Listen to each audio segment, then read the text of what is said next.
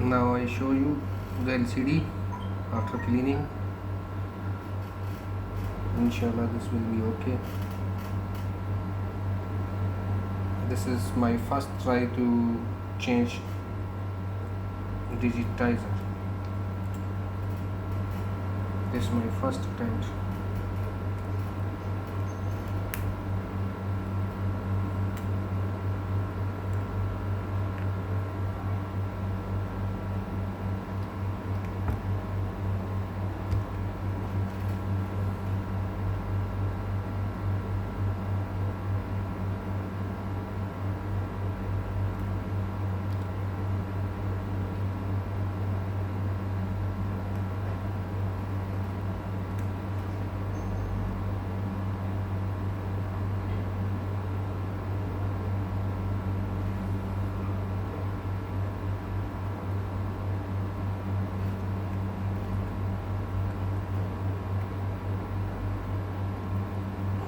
See,